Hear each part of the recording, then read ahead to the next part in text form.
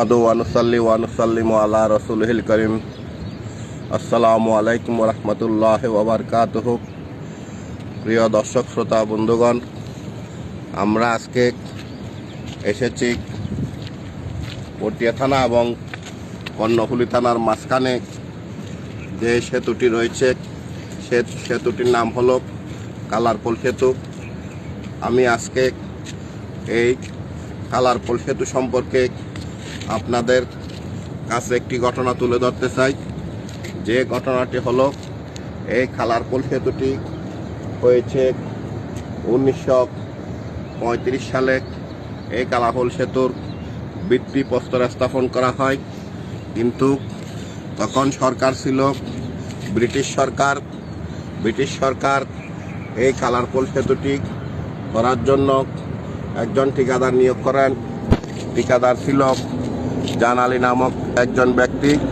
ঠিকাদার যখন এই কালারপোল সেতুটি করতে যায়, তখন কালারপোল সেতুটি করতে গিয়ে যখন একদিকে পিলারের অংশগুলো বসানো হচ্ছিল এবং একটি পিলারের কাজ হওয়ার পরে বাকি আরেকটি পিলার যখন করতে যায়, তখন দেখা যাচ্ছে যে পূর্বের পিলারটি হেলে পড়ছে। আবার যখন ওই পিলারটি ঠিক করতে যায়, ঠিক তখনই পরবর্তী পিলারটি আবারও পড়ে যাচ্ছে। এমনি করতে করতে 1935 সালে কাজ শুরু করলেও কিন্তু কাঙ্ক্ষিত কোনো আশানুরূপ ফলাফল হচ্ছিল না। এই অবস্থায় কন্ট্রাক্টর সাহেব একটু বিপদের সম্মুখীন হয়। তখন এলাকাবাসীর কয়েকজন কন্ট্রাক্টর সাহেবকে পরামর্শ দিলেন যে কালারপোল পশ্চিম পাশে শিকলবাহার অংশে একজন হুজুর রয়েছেন, আপনি ওই হুজুরের সাথে একটু পরামর্শ করেন এবং হুজুরের সাথে একটু দোয়া কামনা করেন। তখন কন্ট্রাক্টর সাহেব নিরুপায় হয়ে কালারপোলের পশ্চিম দিকে যে হুজুরের কথা বলা হয়েছিল, ওই হুজুরের কাছে গিয়ে তার বিস্তারিত ঘটনা তুলে ধরেন। এক পর্যায়ে হুজুর দোয়া করলেন। দোয়া করার পরে তাকে কিছু পানি ভরা দিলেন। বললেন যে ওই ফিলারের নিকটে পানিগুলো ছিটিয়ে দেওয়ার জন্য। কন্ট্রাক্টর সাহেব হুজুরের কথা মতো পানিগুলো ছিটিয়ে দিলেন এবং দেখা গেল যে ওই ফিলারে যে জিনসদ্দার বারবার ডিস্টার্ব করত, বিরুদ্ধে কাজে ব্যাঘাত ঘটাত, ওই জিনসদ্দার এক সময় পালিয়ে যায়। পরবর্তীতে 3 বছর পর 1938 সালে এই ব্রিজের কাজ সম্পন্ন করা হয়।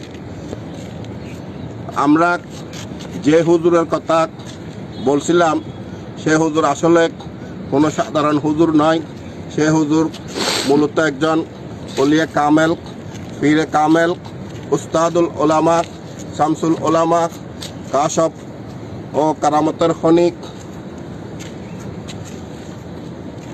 তরিকতপন্থীদের আদর্শক, গুণীজনদের পথ প্রদর্শক এবং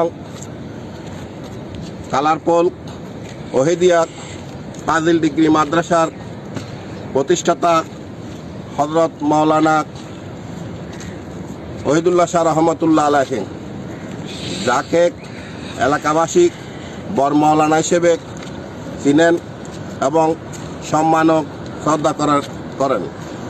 প্রসঙ্গক্রমে উল্লেখ করা প্রয়োজন যে আশিক রসুল আল্লামা গাজী আজিজুল হক শেরে বাংলা আল কাদরি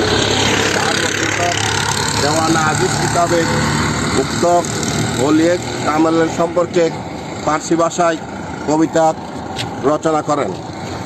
উক্ত ওলিয়ে কামেলের মাজার এখন আমরা আপনাদেরকে দেখানোর চেষ্টা করব।